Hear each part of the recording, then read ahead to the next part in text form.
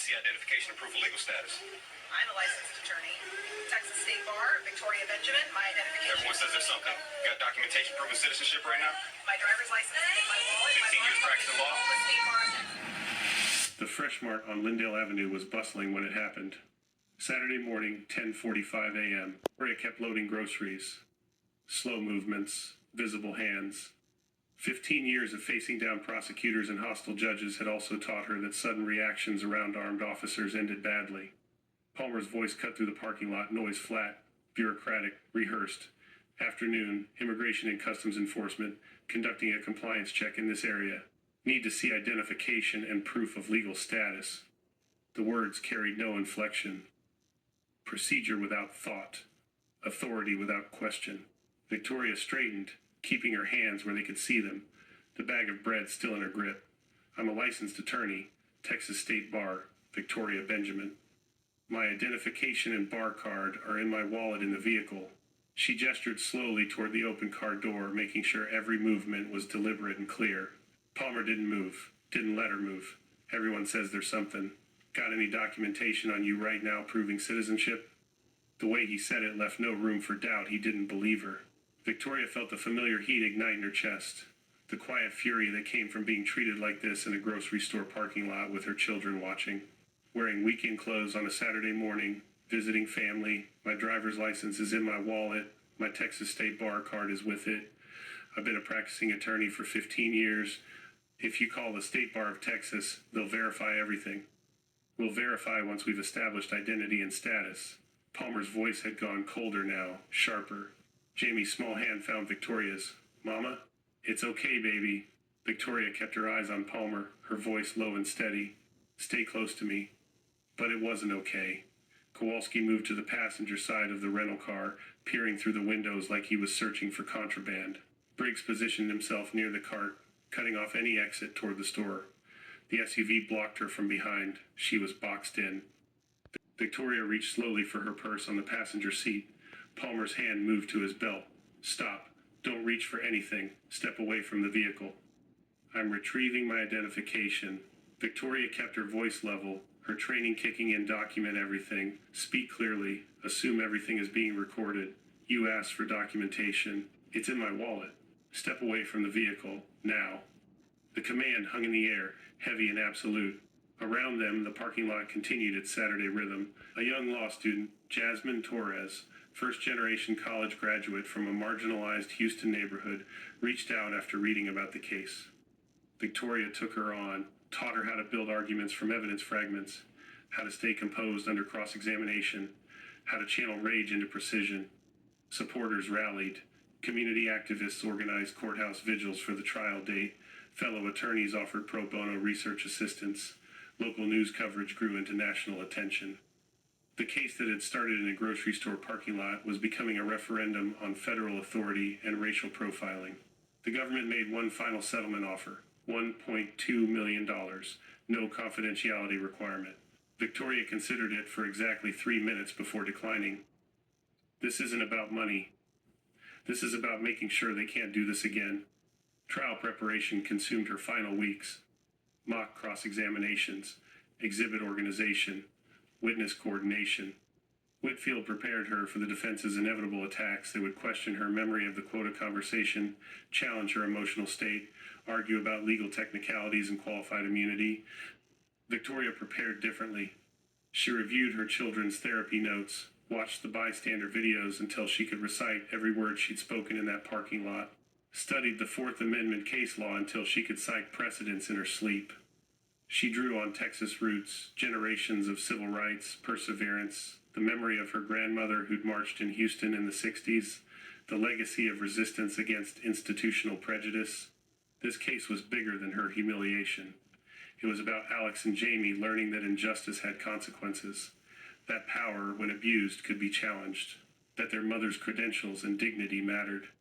The night before trial, Victoria stood in her Minneapolis hotel room, looking out at the city lights. Somewhere out there, Palmer and Kowalski and Briggs were preparing their own testimony. Somewhere, federal attorneys were rehearsing arguments about qualified immunity and good faith mistakes. Tomorrow, She would walk into that courthouse not as the woman they dismissed in a parking lot, but as the attorney they catastrophically underestimated. Victoria turned from the window, opened her trial binder one final time, and reviewed her opening statement notes. She was ready. The Hennepin County Courthouse stood against an autumn morning sky, its stone facade gray under clouds that threatened early snow. October in Minneapolis, 6 months since the parking lot, since the handcuffs, since her children's screams, 6 months of depositions and discovery and sleepless preparation. Victoria entered through security in professional attire, tailored navy suit, minimal jewelry, her Texas State Bar pin visible on her lapel. Behind her, Dorothy held Alex and Jamie's hands, the children dressed carefully for a day they wouldn't fully understand until years later. Reporters lined the corridor, cameras tracking her movement, but Victoria kept her eyes forward. The courtroom was packed. Activists in the gallery wearing shirts that read "Quota Justice" and "End Racial Profiling," fellow attorneys from civil rights organizations, media filling the press section, and at the defense table, Palmer, Kowalski, Briggs in suits instead of tactical vests, flanked by federal attorneys whose expressions carried the weight of a case they'd underestimated. Judge Andrea Thornton, a black woman whose reputation for precision was legendary, took the bench at 9 a.m. The jury, 8 women, 4 men, diverse in age and background, filed in with faces carefully neutral. Whitfield's opening statement was surgical. He presented synchronized footage from 6 angles, body cameras, bystander phones, security cameras from the Fresh Mart. The jury watched Victoria load groceries in real time, watched the agents converge, watched her present identification that was dismissed without verification, watched her children's terror as handcuffs clicked shut, watched her voice remain steady while asserting her rights, citing constitutional protections, identifying herself over and over while being dragged away. The defense argued good faith, routine compliance check, no racial motivation, unfortunate misunderstanding quickly corrected upon proper verification. Agent Palmer testified first, his narrative polished by federal coaching they'd received intelligence about undocumented individuals in that area, had approached Victoria based on behavioral indicators, had followed standard protocol. Whitfield destroyed him on cross-examination. What specific behavioral indicators? Palmer hesitated. General demeanor. Miss Benjamin was loading groceries with her children. Is that suspicious behavior? The jury leaned forward. In the context of our intelligence, Palmer started. What intelligence? Produce it. Whitfield's demand echoed through the courtroom. The defense couldn't. No specific intelligence, no actionable tip, nothing beyond Palmer's assertion that Victoria had looked out of place. Looked out of place? How? Whitfield pressed. Palmer's silence was damning. Victoria's testimony came on day 3. She detailed her career, 15 years of distinguished practice, law school honors, complex cases won through meticulous preparation. Described that Saturday morning, the casual family errand, the sudden confrontation, her children's fear, the handcuffs biting her wrists while she recited her credentials, her rights, her citizenship, all dismissed because 3 agents looked at her skin and made assumptions. Then she revealed the quota conversation, word for word, exactly as she documented. Palmer's voice saying, 3 this week from this zone. Kowalski's casual agreement about pushing minority neighborhoods for easy numbers. The courtroom went silent. Whitfield entered her mental notes into evidence pages written the night of her release, time-stamped, witnessed by her mother. The defense objected frantically, hearsay, uncorroborated. But Victoria's credibility held. Her profession, her training, her documented timeline, her lack of any motive to fabricate. Victoria's credibility held. Her profession, her training, her documented timeline, her lack of any motive to fabricate. The defense crumbled further when Whitfield introduced discovery documents they'd fought to suppress. Internal ICE emails discussing performance metrics tied to detention numbers. Supervision reports praising agents for aggressive enforcement in target zones that were 85% minority neighborhoods. Statistical analysis showing detention rates 3 times higher in Black and Latino areas despite identical legal status demographics. The quota system wasn't speculation. It was policy hiding behind euphemism. Expert witnesses followed. Dr. Patricia Nwosu, child psychologist, testified about Alex and Jamie's trauma, sleep disturbances, anxiety around uniformed authorities, trust broken at developmental stages where security is foundational, She showed the jury drawings the children had made, stick figures with handcuffs, crying faces, SUVs that dominated the page like monsters. Constitutional law expert Professor David Reeves detailed Fourth Amendment violations. No reasonable suspicion, no probable cause. Detention extended hours beyond any justification. Credentials dismissed without minimal verification effort. Each element a textbook example of unlawful seizure. The defense's qualified immunity argument that agents couldn't have known their actions were unlawful collapsed under the weight of Victoria's clearly stated objections, her repeated identification, her citation of specific constitutional protections while being detained. They'd been told explicitly that they were violating her rights. They proceeded anyway. Read the verdict form. On the charge of unlawful detention, guilty. On the charge of Fourth Amendment violations, guilty. On the charge of racial profiling, guilty. On the charge of infliction of emotional distress, guilty. Unanimous on all counts. The damages phase took another day. Compensatory damages for Victoria's trauma, for her children's psychological harm, for violations of constitutional rights.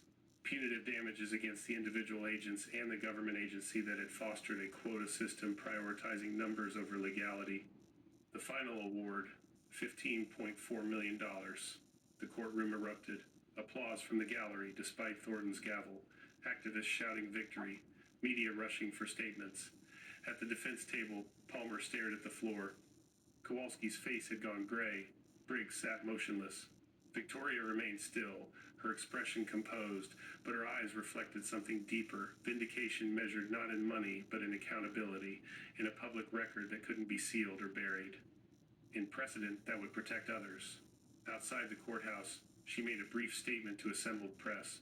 This was never about compensation. It was about ensuring that what happened to my children and me doesn't happen to another family. It was about exposing corruption that treats human beings as quotas and credentials as irrelevant because of skin color. I hope this verdict sends a message that such behavior has consequences. The consequences rippled outward. Palmer, Kowalski, and Briggs were suspended pending internal investigation. The ICE regional office announced policy reviews and mandatory bias training. Federal oversight committees launched inquiries into quota systems across multiple jurisdictions. The case became cited precedent in civil rights litigation nationwide. Victoria returned to Texas with her children and her mother, the verdict behind them but the work ahead. She used part of the award to open Benjamin and Associates, a law firm specializing in civil rights violations, racial profiling, unlawful detention cases, pro bono work prioritized. Victims who couldn't afford representation given the same meticulous preparation she'd received. She hired staff carefully. Young attorneys from marginalized backgrounds who understood systemic abuse from personal experience, paralegals who'd faced discrimination, investigators who knew which neighborhoods were targeted and why. The firm became a beacon. Families traveled from across Texas and beyond, bringing stories of traffic stops that escalated without cause, detentions based on appearance, credentials dismissed, rights violated. Victoria took each case personally, building arguments from evidence fragments, teaching her staff to channel rage into precision. She also mentored. Jasmine Torres joined the firm after passing the bar, her first case supervised directly by Victoria. Other law students followed first-generation graduates, immigrants, survivors of the same systems they now fought against. Victoria taught them what her own experience had proven. Underestimated power is the most dangerous kind. Overlooked brilliance is the sharpest weapon. Alex and Jamie grew up watching their mother's purpose. Therapy continued, the nightmares fading gradually, replaced by understanding. By age 10 and 8, they could articulate what had happened to them. Unlawful detention, racial profiling, systemic injustice. Could explain why their mother worked late preparing cases. Could see justice not as something granted, but as something claimed through evidence and persistence.